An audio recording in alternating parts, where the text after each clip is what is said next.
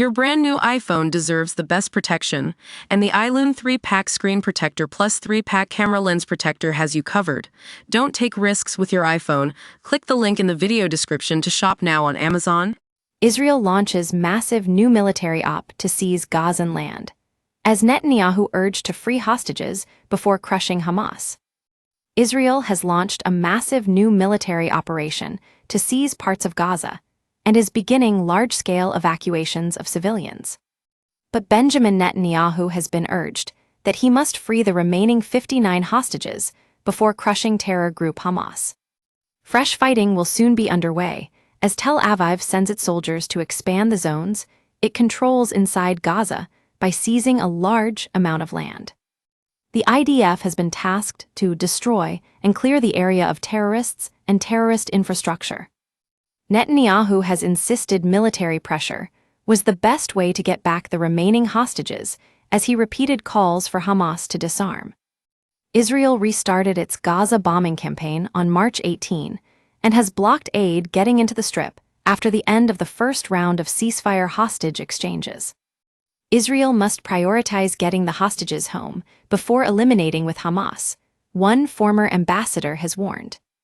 Ex-diplomat Daniel Sheck said the IDF has exhausted military efforts and must now focus on a deal to return those still captive.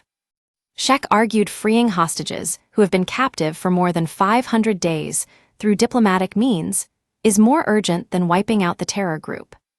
More than 50 hostages remain in Hamas clutches after being barbarically kidnapped when thousands of terrorists swept across the border on October 7, 2023. Of the 59 still in Gaza, 24 are still believed to be alive.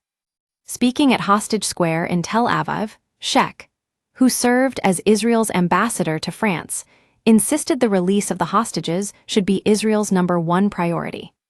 Sheck, now head of diplomacy for the Hostages and Missing Families Forum, said, "I actually think that the military effort has exhausted itself many months ago. It is clearly a matter of political will, and that only an agreement can bring back the hostages. It's the priority issue. People ask, there are two goals the Israeli government set to the war, defeating Hamas and bringing back the hostages, which is more important? And my honest and truthful answer is that I don't know which is more important, but I know for certain which is more urgent. There is a clear hierarchy, priority, and urgency. You can defeat Hamas in 6 months, a year, but you cannot leave the hostages any longer in Gaza." Sheck said the second worst enemy to the hostages after Hamas is forgetfulness, as he urged the international community to fight for their long-awaited freedom. Hamas brutally abducted 251 people from Israel in an atrocious shock attack more than 15 months ago. Weeks after the assault, that left more than 1,200 dead.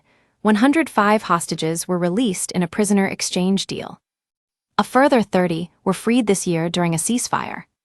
But for the families whose loved ones remain captive, they believe not enough is being done to save them.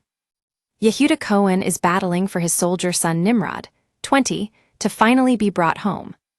Nimrod, then 19, was a gunner in a tank on October 7, attempting to stem Hamas terrorists invading Nahal Oz army base.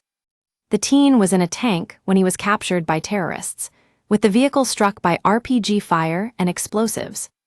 He was dragged into Gaza alongside 3 colleagues, CPT, Omer Nutra, SGT, Sheikh Dahan and SGT, Oz Daniel Nutra. Horrifying footage showed their tank engulfed in flames as terrorists in civilian clothing stood by before they were hauled out of the vehicle. As a soldier, Nimrod is set to be one of the last released by cruel Hamas thugs. On October 7, 2023, Hamas launched a brutal surprise attack on Israel, marking one of the darkest days in the nation's history. Terrorists stormed across the border from Gaza, killing over 1,200 people, most of them civilians, and kidnapping 250 others, including women, children, and the elderly. The coordinated assault saw heavily armed fighters infiltrate Israeli towns, kibbutzim, and military bases, unleashing indiscriminate violence. Innocent families were slaughtered in their homes, and graphic footage of the atrocities spread across social media, leaving the world in shock. And as well as attacking people in their homes, they stormed the Nova Music Peace Festival, killing at least 364 people there alone. The massacre triggered a swift and massive retaliatory response from Israel, escalating into a full-scale war. The attack not only reignited long-standing tensions in the region, but also left deep scars on both sides of the conflict, setting the stage for the 15 months of devastation that followed. Yehuda said, "You heard the stories of what happened on October 7. This is the past. We cannot change that. I'm talking about the present. And in the present, my son, along with 23 other hostages, are suffering, and their lives are in danger. So this is what's important now. It all depends on our government agreeing to go for the second part of the deal, agreeing for a permanent ceasefire, the IDF withdraw from Gaza and exchange of prisoners. We can take care of them Hamas later. First of all, saving lives, including my son. I am here in the present." But Israel is plowing ahead with its ambition to wipe out Hamas, ordering a large-scale evacuation of the Gaza Strip. It is not clear how much land Israel intends to seize. Defense Minister Israel Katz said evacuations would take place from where the fighting would happen. The IDF has issued evacuation orders to those living around the southern city of Rafah and towards the city of Khan Yunis, telling them to move to the Al-Mawasi area on the shore.